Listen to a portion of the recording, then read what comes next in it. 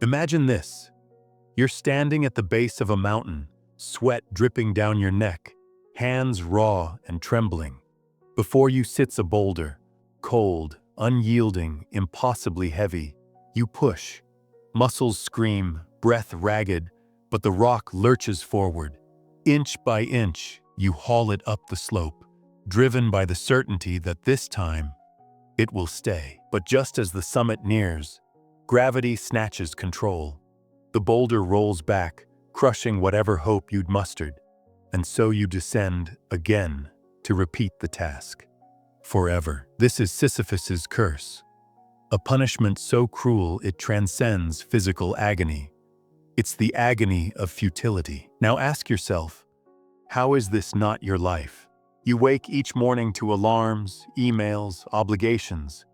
You climb your own mountain. Deadlines, mortgages, the relentless pursuit of progress. Yet the summit always recedes. The promotion arrives, but satisfaction evaporates. The relationship blooms, then withers. You scroll through endless feeds, chasing connection, only to feel more isolated. The rock rolls back. Always. Here's the paradox. You've been told life demands meaning, that your struggles must serve a higher purpose. But what if the universe, cold, vast, indifferent, offers no such purpose? What if the only certainty is the absurdity of seeking meaning in a reality that answers only with silence? This is the abyss Albert Camus invites you to stare into. Not to flinch, not to turn away, but to confront the single most dangerous question a human can ask. What if nothing matters? Pause. Let that sink in. If nothing matters, why rise each day? Why create, love, fight? Why not surrender to nihilism, or worse, a numbing complacency? Yet here you are, still pushing. Why? Camus suggests the answer lies not in the stars or sacred texts, but in the raw act of defiance itself. To acknowledge the absurd, to see the boulder's inevitable descent, and still choose to push, not for glory or salvation, but for the sheer, irrational rebellion of existing. This is the heartbeat of his philosophy. But here's the twist. Most of us are already Sisyphus. We just hide from the truth. We invent myths of destiny, legacy, divine plans, stories to plaster over the void. Yet these illusions fracture under pressure. When the job dissolves, the diagnosis comes, the love fades, the void returns, louder. So why do we cling to these fictions? Because the alternative, staring into the abyss, is terrifying. Or is it? Camus argues the opposite, that embracing the absurd is the only path to true freedom. When you stop demanding the universe justify your existence, you reclaim the power to define it.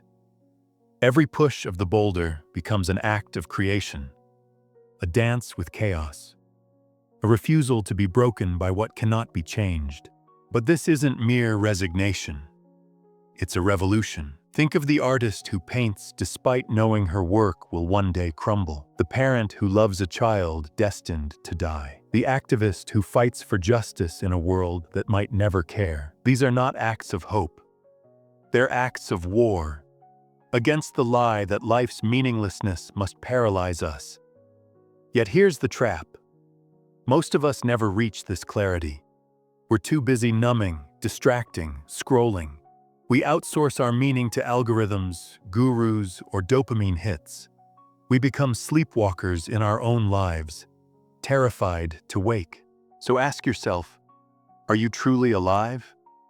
Or are you just pushing a boulder someone else placed in your hands? The answer begins with a single, searing realization. The rock will roll back. It always does. But what if the act of pushing, your act of pushing, is the only victory that matters? This is the threshold. Cross it, and everything changes. But first, you must confront the myth you've been told about meaning, and the far darker, more liberating truth beneath it. You take the first step into the abyss. The air thickens. Shadows twist into shapes, familiar yet uncanny. A voice hisses, not from the world, but from within. Why resist? There's nothing to find here. You recognize it now. The voice of the hidden problem, the one that's been whispering, lies in your ear since childhood. Let's dissect this liar. From birth, you've been conditioned to fear the void. Society, that ancient machine, operates on a silent contract. Obey the narrative, and you'll be spared the terror of meaninglessness. Freud called it the pleasure principle. The mind's craving for order, comfort, resolution. But Nietzsche saw deeper. He named it the will to power. Humanity's desperate scramble to impose meaning on chaos, to become the poets of our own lives. Yet even he wondered, what if the poem is a eulogy? Jung's shadow self slithers into view here. The collective unconscious, that reservoir of ancestral myths, programs you to seek purpose in archetypes. The hero, the martyr, the savior. You chase these roles not because they're true, but because they're safe. They plug the void with stories. Work hard, love well, leave a legacy. But what if the legacy is ash? What if the love is a mirage? Schopenhauer, that dour genius, diagnosed the root illness, human existence as a pendulum between boredom and pain. You suffer to attain desires, only to sink into ennui once they're grasped. The boulder rolls back. You push again. A loop as old as consciousness. But here's the twist. Society needs this loop. Capitalism thrives on your restless striving. Religion flourishes when you kneel before divine purpose. Even your Instagram feed, curated, filtered, performative, is a cathedral of modern myths. You are a puppet, and the strings are made of other people's dreams. Huxley's nightmare in Brave New World wasn't the tyranny of pain, but the tyranny of pleasure. Soma, the perfect drug, numbed the masses into compliance. Today, your soma is subtler. Dopamine drips from notifications, consumerism's empty promises, the cult of productivity. You do what you love until your soul cramps. You find yourself in Bali or Burning Man, only to return emptier. The void isn't fooled, it waits. Sartre, ever the provocateur, called this bad faith, lying to yourself to evade freedom. You play roles, the dutiful employee, the devoted partner, to avoid the vertigo of unscripted existence. But in that evasion, you surrender sovereignty. Camus, though, rejected Sartre's gloom. He saw Sisyphus not as a slave, but a sovereign. The struggle itself, he wrote, is enough to fill a man's heart. Yet most of us are still slaves. Why? Because the hidden problem isn't the void.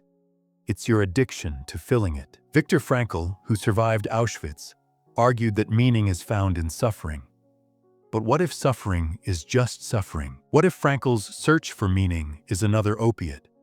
A way to avoid staring into the abyss. You've been sold a paradox. To live authentically, you must first surrender the need for authenticity. Consider the modern psyche, fragmented by this contradiction. Anxiety disorders spike as existential anchors.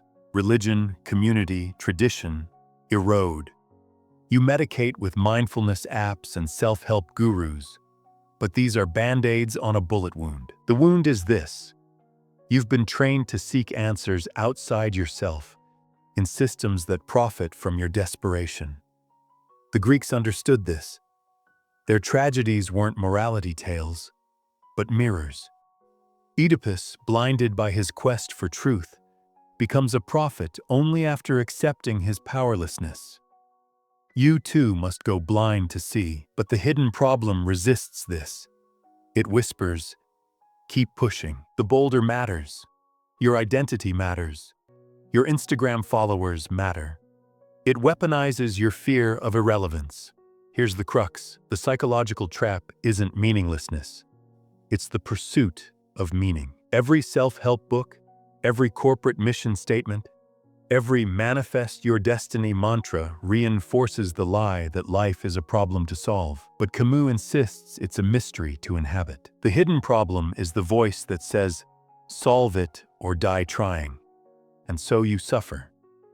Not because the void is cruel, but because you refuse to release the boulder. You cling to the narrative of progress, the myth of arrival. But the mountain is infinite. The summit doesn't exist. Yet here's the most insidious twist. Even your rebellion is co-opted. Capitalism sells you rebellious consumer goods. Spirituality markets enlightenment as a commodity. You rage against the machine, only to fuel it. The hidden problem is a hydra. Cut off one head, a false narrative, and two more sprout, a new self-help trend, a viral TED Talk. So what's the cost? You'll glimpse it soon, the unseen consequences of this charade, the cracks in the mirror, the moment you realize you've been dancing to a tune composed by ghosts. But first, you must ask, who benefits from your existential exhaustion? The answer is buried deeper, and the descent has only just begun. You wake up one morning and realize your hands are empty. The boulder is gone. Relief floods you until you look closer. Your palms are scarred with its shape. The absence hurts. You've spent so long pushing, you've forgotten how to exist without the weight. This is the first unseen consequence. The trap isn't the struggle, but the identity you've built around it. You are Sisyphus, yes, but you've also become the mountain. Consider the cognitive dissonance gnawing at your psyche. Your brain, that ancient organ, craves coherence. It stitches narratives from chaos, even if the story is a lie. Confirmation bias whispers, your job matters. Your suffering is noble. The Dunning-Kruger effect assures you, you're special. You'll beat the odds. And so you keep pushing, blind to the neural ruts deepening with every repetition. But here's the horror. The more you struggle, the more the struggle defines you. The corporate ladder? A treadmill of status. The relationships? Mirrors reflecting your need for validation. Even your passions are curated performances, polished for social media applause. You're a character in a story you didn't write, trapped in a loop of your own conditioning. The cultural machinery amplifies this. Capitalism doesn't just sell products, it sells lifestyles, each one a new boulder to push. Buy this car, achieve that body, attain this mindfulness. The message, strive harder, and the void will vanish. But the void doesn't vanish. It metastasizes. Watch as the consequences ripple outward. Society becomes a collective delusion. Politicians peddle meaning through nationalism. Tech moguls promise transcendence via VR. Even environmental collapse is framed as a problem to solve, not a reckoning with limits. You're drowning in a sea of solutions, yet no one asks, who benefits from this frenzy? The answer: the systems that feed on your existential hunger. Every click, every purchase, every anxious scroll is a vote for the status quo. You're not just pushing a boulder, you're fueling the mountain. Neurologically, this traps you in a death spiral. Dopamine, the reward chemical, doesn't just crave pleasure, it craves anticipation. The ping of a notification, the thrill of a new goal. These are synthetic substitutes for meaning. Your brain, addicted to the chase, rejects stillness. You mistake motion for progress, and so you suffer the second consequence: the inability to stop. Even when the boulder rolls back, even when the mountain crumbles, you keep pushing. Why? Because stopping would mean confronting the void. And the void, as Camus knew, is a mirror. It reflects the ugliest truth. You've built a life on quicksand. But there's a deeper wound. The longer you push, the more you forget how to feel. Anxiety becomes background noise. Joy is a flicker, snuffed by the next task. You're numb, yet frantic, a ghost haunting your own life. This is the third consequence: the atrophy of aliveness. Think of the artist who stops seeing beauty because she's too busy monetizing it. The activist who forgets why he fights, seduced by the adrenaline of conflict. The parent who confuses sacrifice for love. These are not failures of character. They're symptoms of a world that equates exhaustion with virtue. Here's the paradox you're finally beginning to taste. The more you strive for meaning, the more you obliterate it. The boulder isn't just a burden, it's an eraser. Each push scours away a layer of your humanity. But the final unseen consequence is the most insidious. It's not that the void wins, it's that you forget you ever had a choice. You're so entangled in the performance of living, posting, producing, pleasing, that you lose the muscle memory of being. You become a marionette, jerking at the whims of invisible strings. Yet, deep in the marrow, something stirs. A flicker of déjà vu. A whisper. This isn't you. You've reached the edge of the labyrinth. The walls are closing in, but ahead, a sliver of light. Not the blinding glare of false hope, but the faint glow of a different path. The rebellion begins here. Not with a boulder, but with a question. What if you let go?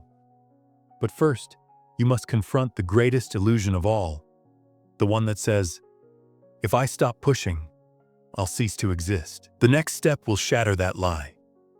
Or you will. Choose. The boulder vanishes, not with a thunderclap, but a sigh, as if the universe murmurs. Finally, you stand motionless, expecting panic.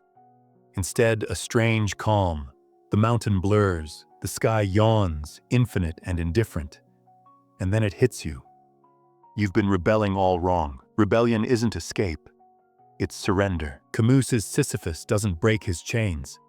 He transcends them. At the moment of descent, he turns toward the plain, the village below, the absurd glory of a world without answers.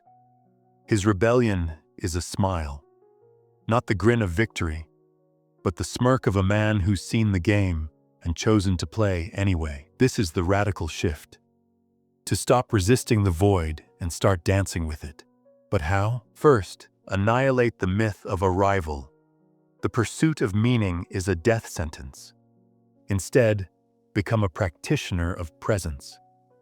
The Zen monk who sweeps the courtyard at dawn doesn't sweep to finish. He sweeps to sweep. You must learn to push the boulder not to reach the summit, but to feel the raw, primal thrill of pushing. The artist Marina Abramovich once said, "If you do something with your whole being, the energy never dies." That energy is your rebellion. Second, embrace what Nietzsche called amor fati, love of fate. Not passive resignation, but active adoration of reality as it is. When the boulder rolls back, don't curse. Marvel at the physics of it. Trace the patterns of its descent. This is the secret. The more you resist what is, the more you empower it. Surrender, and you reclaim power. The Stoics knew this. Marcus Aurelius wrote, "Do not seek for things to happen the way you want them to. Welcome what happens." Third, weaponize your absurdity. The comedian Louis C.K. once mocked humanity's cosmic insignificance. "We're just molecules, man." Yet his punchline is a battle cry. To laugh at the absurd is to defy it. Create art, love fiercely, build sandcastles in a tsunami, knowing they'll wash away. This is the paradox Camus gifts us.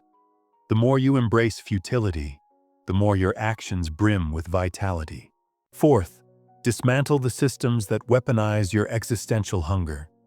Cancel the subscriptions.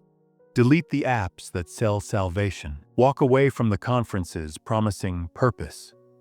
Instead, seek what the poet John Keats called negative capability. The courage to dwell in mystery without grasping for answers. When you stop feeding the machine, you starve its power. But here's the catch. Rebellion isn't a one-time act. It's a daily mutiny. Consider the climate activist Greta Thunberg, who traded accolades for a life of relentless dissent. Or the writer James Baldwin, who turned his exile into a lens to dissect America's soul. These rebels didn't win. They chose. They chose to live in the tension, to love the questions themselves. And this is the key. To rebel is to choose the boulder, not out of duty, but desire. The psychologist Viktor Frankl, after surviving Auschwitz, argued that meaning arises not from conditions, but from our response to them. But Camus goes further. Meaning isn't found, it's forged. Every push of the boulder is a hammer strike shaping your sovereignty.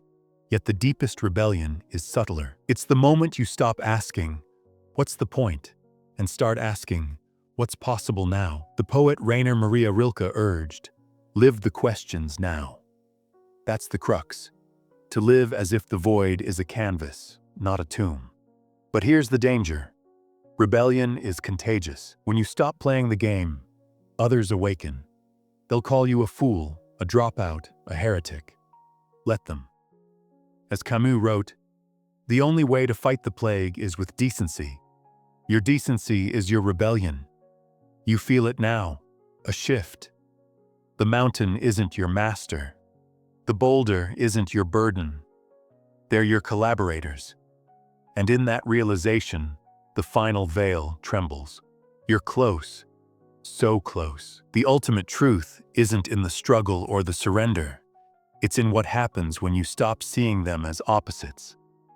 The last step awaits. It's not an answer, it's an invitation. Take it.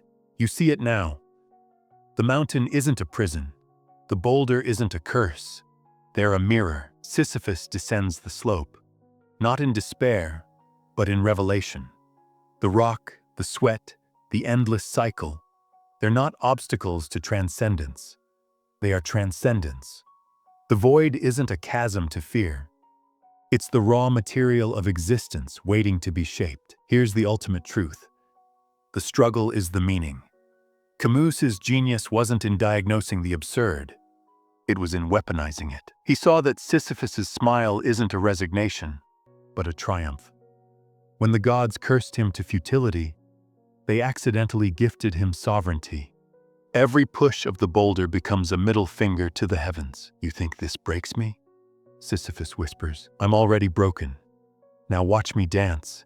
This is the alchemy of the absurd. The raw act of existing, of choosing to push, to breathe, to be, transmutes futility into power. The rock isn't a symbol of punishment. It's a canvas. With every heave, Sisyphus paints his defiance across the void. But let's shatter the metaphor. You are not Sisyphus. You're something stranger.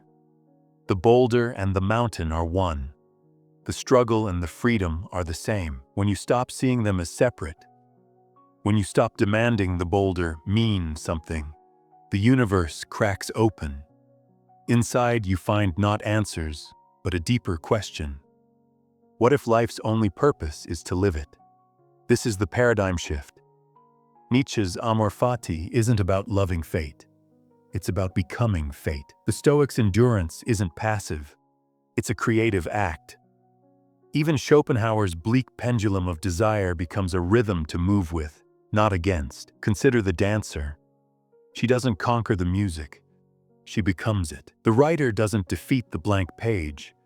She merges with the chaos of creation. The parent doesn't win at raising a child.